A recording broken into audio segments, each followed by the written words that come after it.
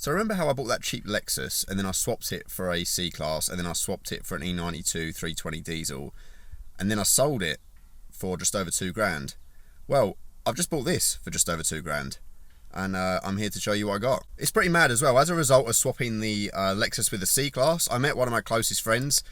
Josh, I know you're watching this. He loves old tat like this with inefficient, stupid engines. So I wish you were here to see this car. But yeah, let's show you guys around it and I'll let you know what I've got and why I bought it.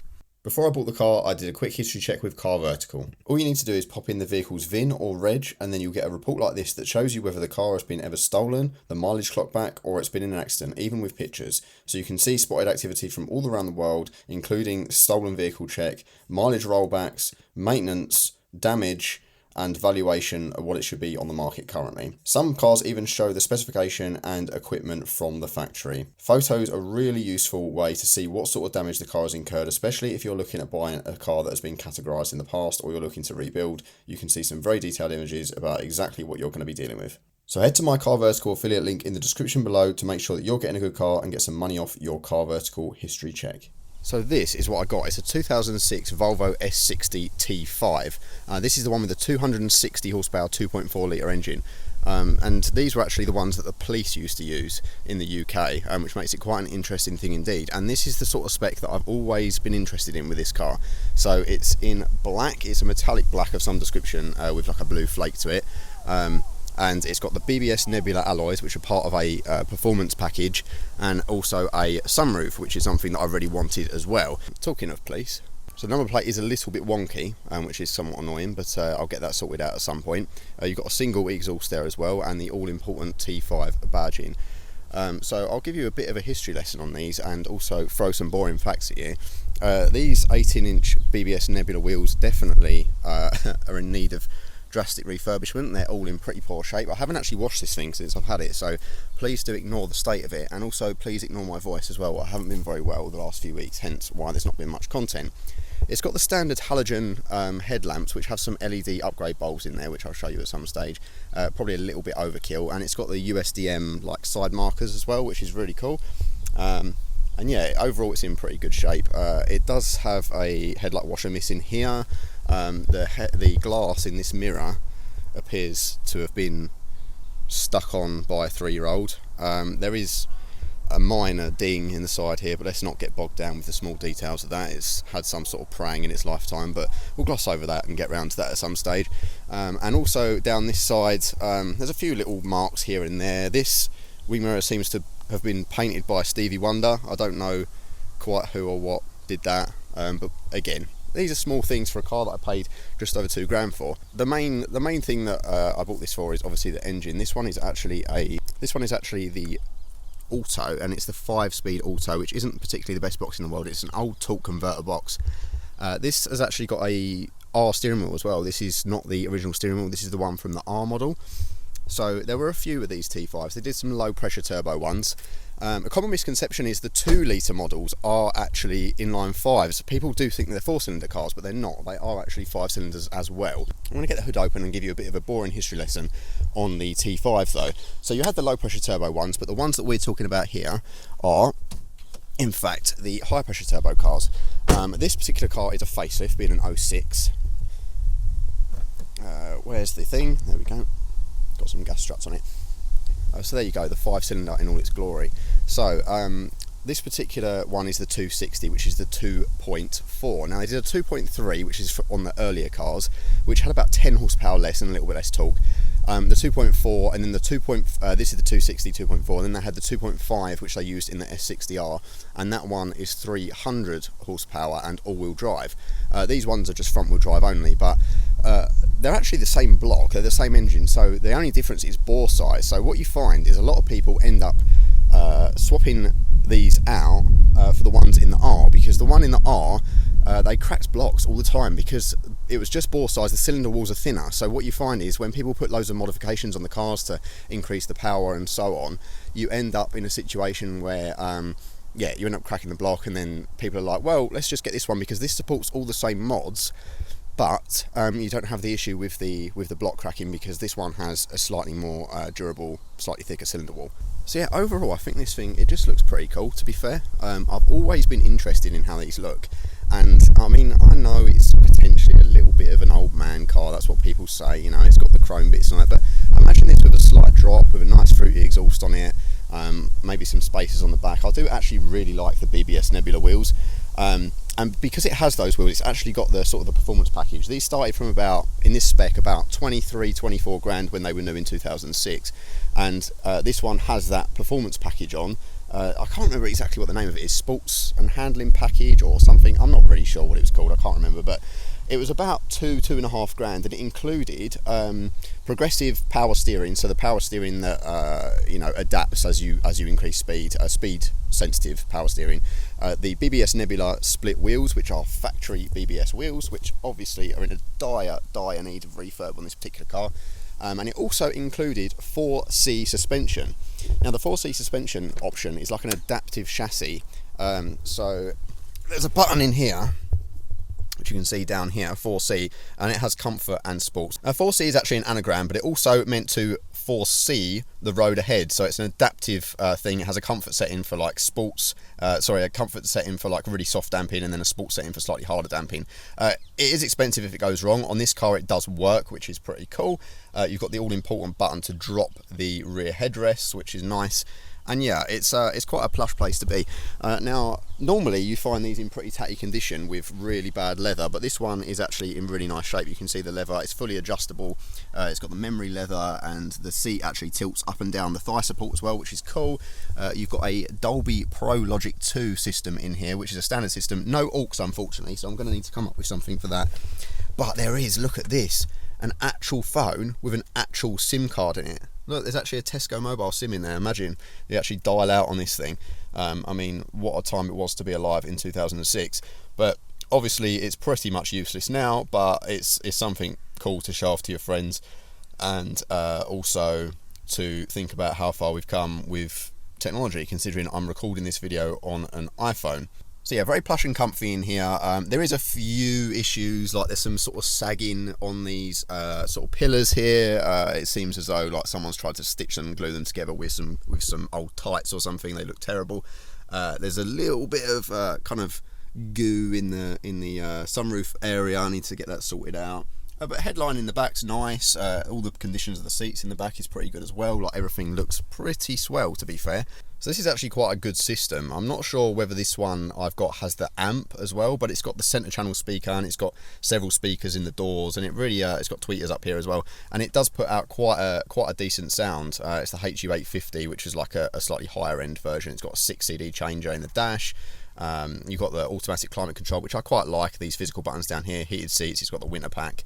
You've also got a winter mode on the gearbox to start in a higher gear. As I said, torque converter 5-speed auto, which is a little bit on the naff side because it's very, very slow and lazy. I much prefer the Spaceball manual, but I couldn't be picky. You've got some cup holders in here. You've got infinite storage in here. This all feels a bit Swedish because the entire thing moves, much like in my Saab, but we'll gloss over that. Everything else feels quite sturdy, to be fair. Space in the back for a car of this size is okay if you're an amputee or if you're 5, but apart from that, you're not going to enjoy long journeys. I'm not quite sure how they managed to get that little space out of the rear legroom in the back. I mean, I'm 6 foot, and you can see the kind of seating position I'm in here. The passenger seat is in a slightly more forward position, but you can still see it's a bit rough, to be honest. Like, if I try and get in, I mean, I can fit in, but it's not going to be wonderful for a long journey. If I zoom out, it's not going to be wonderful for a long journey back here.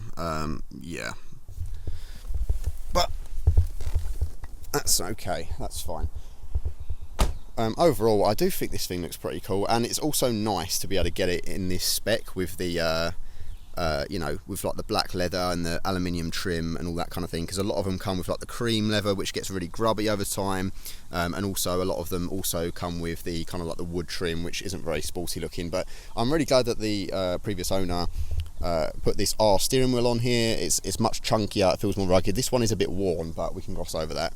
It's not too bad, and I do have the original wheel if I wanted to change it, so there is always that option as well. The previous owner was a bit of an enthusiast. He had like 3 or 4 Volvos sitting on his driveway, so I can forgive him because I know he's looked after the car.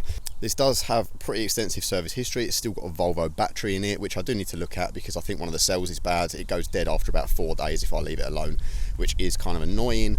There is some kind of lacquer peel, or paint peel should I say, along this bit just here, which doesn't look particularly wonderful. You can't really tell in this light because I've got these trees above me, but yeah, it doesn't look particularly great. But all the bulbs work, everything works.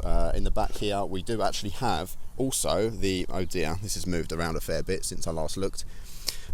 We do have these are the xenon lights, which were a factory option.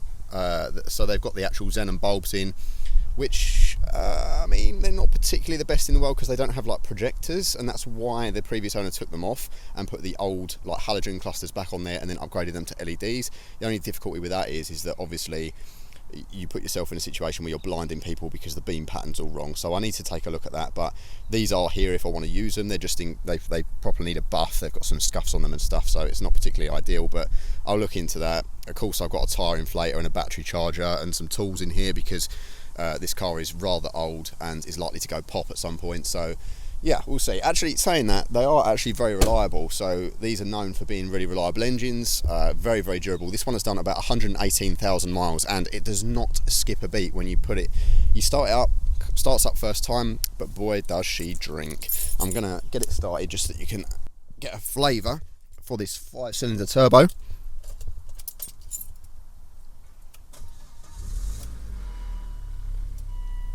There's a bit of a rattle as well from that, whoops. There's a bit of a rattle underneath as well, which is from a heat shield of some description, I believe. And also there's an intermittent fault with the ABS, which is slightly alarming when you're going along. Sometimes if you do a hard corner, it just decides to suddenly kick up the ABS light. And once it does that, the brakes go a little bit squidgy, which is a bit disconcerting, but I don't think it's anything too dramatic. I think there's just a sensor going wrong or something. That there, 28.4 mile per gallon average, that's being a little bit generous. So 60 quid gets me about 200 miles in this at the moment, which is worse than what I was experiencing on my Cupra. So you're probably looking at like 25, 26 mpg, and it says 100 miles to empty tank, which is an absolute lie. It's definitely not that. And this warning is annoying. This comes up because it's got those LED bulbs in without resistors. So yeah, I don't know. There's a few little bits, but it's got this kind of a nice little system here where you can go through the check control using this system here, and there's also automatic wipers which are pressed on a button there, automatic lights which are on all the time because the car is Swedish, and I can kind of give you a bit of an idea as to what the USDM lights look like. You've got the USDM side markers, which I don't know whether that's like a factory thing for the European bit as well or not. It does look cool with the LEDs in, but they are definitely a bit blinding. They don't look quite right, so I do need to figure out what the best thing to do is. But imagine how cool this thing would look lowered. I think that would just be really sweet. So I don't know what to do because it's costing me a lot in fuel. I basically bought this car because I'm not sure what I'm doing with my life right now, and I needed a cheap runaround. I needed something to get me through. You got the USDM kind of style side markers there as well. Again, I'm not sure if that's normal for them to be on, but what I do love about the Swedish cars is that they have these, or especially the Volvos, they have the lights on all the time, which I think look really cool during the day. Just to have those running lights on, I think it really does add to the look of the car. And yeah, overall I think this thing just looks cool. If you gloss over the little bit of damage, just don't worry about that. Gloss over that damage, slam it a little bit, like 30mm springs or something, which you can get that are compatible with the 4C suspension, and yeah, it's not bad. You can get decent power out of these as well. They're known for being able to be tuned to like sort of 400 plus, but I wouldn't go mad with this one. Being an auto box, they're kind of made of chocolate, and definitely not the most responsive gearbox in the world either, so I think it's not particularly the most practical thing to do. But as you can hear, yeah, it runs really well. It runs nicely. So I'm going to set you behind the car and do a few little revs just to give you an idea of what the standard exhaust is like.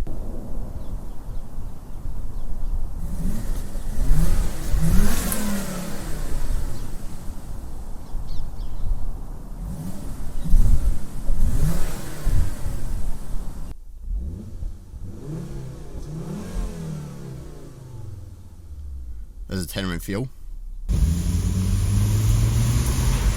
Yes. Although this does bring up the point. There's that rattle. This does bring up the point. This has the worst turning circle of any car that I've ever driven. So multi-storey car parks, I'm grateful that there's spaces that I can just drive into like this. There we go, there's a proper view of how it looks actually sitting in here. The only other issue that I know of in the car is there is a clunk from the gearbox, kind of like when you accelerate or like take your foot off the accelerator, there's a bit of a clunk, and I think it's the lower torque mount, which is a really easily accessible part, and also it's only about 20 quid, so I've got one on order. I'm going to hope that that sorts it out. I'll have a separate video on that.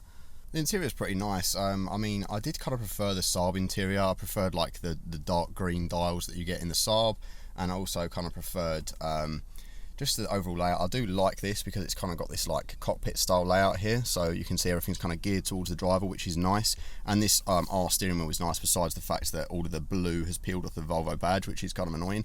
But overall, things are really in nice shape here, apart from that sort of the pillars. And also, for some reason, Salad Fingers has had a go at this driver's window switch over here, so I can probably just source a cheap replacement. In fact, that whole door needs replacing anyway because it's got a massive dent in it, so I don't know if I could just find one that's got the whole thing attached to it. That would be really useful, and then maybe just swap the speakers over or something. But airbags everywhere because it's a Volvo. It's a very nice thing. I'll press the button to drop the headrest just because that's a cool thing to see. There they go. Don't really know why it's necessary, maybe for visibility. I think maybe it's just a gimmick, but there's a button for that, which is pretty awesome. Yeah, it's old, it needs updating, but it's mine. I think it's pretty cool. I'm pretty happy with it. Do I need to get rid of it because it's costing me loads of money in fuel? Potentially. But I'm just gonna get out and remind you of how cool this thing looks. Just sitting here, minding its own business. A Swedish tank. I love my Swedish cars. It's like a sofa with a jet engine strapped to it. So yeah, tell me what you think about the Volvo. Should I keep it? Should I modify it? Should I sell it and get a diesel and be boring? I don't know, but I'm enjoying it for now. It's a nice run around and it's not costing me anything in finance. So there we have it, guys. That is the S60, and I'm going to do some more videos with this soon. I'm going to do like a first drive, like a POV or something, maybe some modification stuff, keep it OEM plus. Let me know what you think. Should I move it on, profit from it a little bit? Should I modify it tastefully and just chill out and drive it for a bit? It's costing me a bit too much in fuel, to be honest, with the amount of driving I'm doing at the moment. But then again, I do have press cars booked in, so I've got the Kia EV6 coming soon, I've got a Ford Puma hybrid, and I've also got a Hyundai Tucson coming as well, so some interesting stuff. And also moving away from like the real world stuff, I've got some high performance cars coming as well. So let me know what you want to see, and let me know what you think I should do with the Volvo. I think these are really cool cars, and I'm glad I've got to experience one because it's just one of these kind of bucket list cars that I had. It's really cheap and attainable. They're pretty cool. They've got some interesting history, and I'm sure I'll bore you with some more of that when I do a full review. So for now, thank you so much for watching, and I'll see you in the next one.